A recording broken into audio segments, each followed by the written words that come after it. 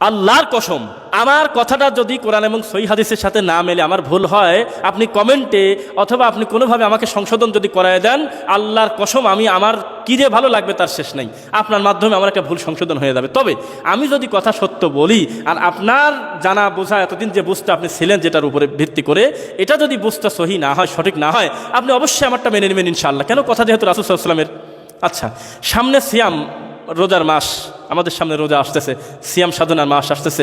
দেখবেন বাংলাদেশে অন্তত 99 পয়েন্টও পার করে দেওয়া যায় সংখ্যায়, যে আপনার মসজিদে মসজিদে বা বাসায় বাসায় দেখবেন যে ঘন্টায় ঘন্টায় বিভিন্ন প্রতিষ্ঠানিক বা বিভিন্ন আপনার কোম্পানির থেকে, বিভিন্ন হজ কাফেলা থেকে, বিভিন্ন মানে জিনিস থেকে আপনার দেবে, ক্যালেন্ডার দিবে, মানে হজের থেকে আপনাকে ক্যালেন্ডার দিবে হলো রমজান মাসের ক্যালেন্ডার, যেখানে আপনার লেখা থাকবে হলো আউয়ালুহু রাহমাতুন, প্রথম হলো রহমতের 10 দিন, এটা আপনি দেখবেন সিরিয়ালের উপরে লেখা রহমতের 10 দিন।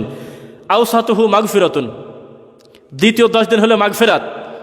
আখিরুহু নাজাতুন, শেষের 10 দিন হলো নাজাতের, জাহান্নাম থেকে মুক্তির। দেখবেন যে সিরিয়াল করা আছে, আপনি দেখবেন যে প্রতিটা ক্যালেন্ডারে রহমতের 10 দিন, মাগফিরাতের 10 দিন, নাজাতের 10 দিন এটা লেখা আছে। আপনি কিন্তু জানেন, দেখবেন আশ্চর্য ব্যাপার হলো এটার কোনো ভিত্তি নাই, কোনো সহি এবং হাসান পর্যায়ের হাদিসে আল্লাহর এই দুনিয়াতে বর্ণিত হয়েছে বলে আমার জানা নাই। তবে আপনাকে আমি তো প্রথমেই সুযোগ দিয়ে দিলাম, আমার ভুল হলে আপনি চট করে ওই শোনার রাসূল সাল্লাল্লাহু আলাইহি ওয়াসাল্লামের কোটি টাকার দামি মূল্যবান, তারও চাইতে বেশি দামি মূল্যবান হাদিসটা একটু খালি শুধু আমাকে একটু জানায় দেন, আমি মেনে নেব ইনশাল্লাহ। আর যদি না থাকে তাহলে আপনি একটু বিবেক দিয়ে ভাবেন, আপনি যাদেরকে যারাই বলতেছেন অমুক অমুক অমুক অমুক হুজুররা কি কম বোঝে, এত মানুষ কি কম বোঝে, এত মানুষের কথা বাদ দিলাম, 99% উপরে যারা ক্যালেন্ডারে রহমতের 10 দিন, মাগফিরাতের 10 দিন, নাজাতের 10 দিন লিখতেছে, আমি তাদের ব্যাপারে বলতেছি তারা ভুল করতেছে। কি বলবেন এখন বলেন আমাকে?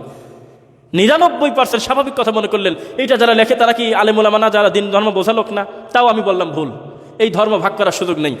গোটা রমজান মাসই হলো রহমতের, কোনো 10-20 না, গোটা রমজান মাস হলো মাগফিরাতের, গোটা রমজান মাস হলো নাজাতের। আল্লাহর 30টা দিন, 24টা ঘন্টা, 365 দিন, every time, continuously every time আর রাহমা, আল্লাহর দয়া। এখানে কোনো রকম কোনো আলাদা করে ভাগ করে দিলেন রহমতের 10, মাগফিরাতের 10, নাজাতের 10, এই সুযোগ নিয়ে, এটা জয়ীব জাল কথা।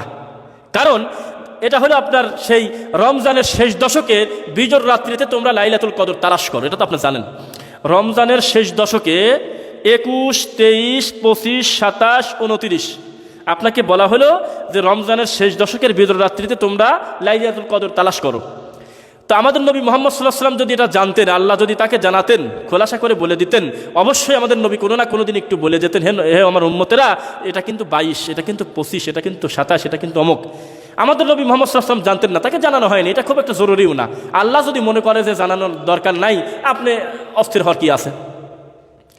সাহাবায়ে কেরাম কেউ কোনোদিন কলম দিয়ে লিখে দেয় নাই সেটা হলো অমুক দিন। কিভাবে যেন আমাদের এই উপমহাদেশের মানুষ জেনে গেছে, ভারত, বাংলাদেশ, পাকিস্তান আমরা জেনে নিলাম, বা কিছু রাষ্ট্র বা কিছু জায়গা আমরা জেনে নিলাম যে সেটা হলো 27-এর দিনে যে পরিমাণ জিলাপি খুরমা মসজিদে আসে, যে পরিমাণ খতম আসে, যে পরিমাণ বক্সানোর, মরা মানুষের কবরে বক্সা দিয়ে দিবে নাকি আজকে, যেই মানে ব্যাপার হয়, 23-এ হয় না, 25-এ হয় না, 29-এ হয় না। কেন হয় না আপনি বলেন? 21-এ হয় না, কেন হয় না? আপনি যদি বুঝে নেন, আল্লাহর দয়াকে ভাগ করে নিয়ে আপনার মন মতো 27-এই যদি চূড়ান্ত করে নেন, আপনি বলেন তো 21-এর প্রতি ওই লোকটার কি আর শ্রদ্ধাভক্তি থাকলো? 23-এর প্রতি কি আর 27-এর মতো গুরুত্ব থাকলো? 25-এর গুরুত্ব কি থাকলো? 29-এর গুরুত্ব কি 27-এর মতো থাকলো? এই জন্য আল্লাহর দয়াকে যেটা আমভাবে আল্লাহ বলে দিয়েছেন, যেটা সুযোগ দিয়েছেন আপনাকে, ব্যাপক করে দিয়েছেন, ওইটাকে নির্দিষ্ট করে নেওয়ার নাম হলে আল্লাহর দয়াকে গলা চিপে আটকে ধরা, নাউজুবিল্লাহ।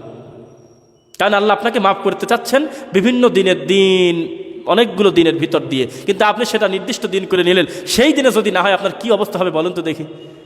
সুতরাং সবসময় মনে রাখবেন, সংখ্যা দিয়ে, ব্যক্তি দিয়ে কে কোথায় কি করতেছে এটা আপনার মাথা ঘুরে যাবে। আমি আশা করি আপনার মনে হচ্ছে যে কি ব্যাপার, আসলেই তো বিষয়টা তাই।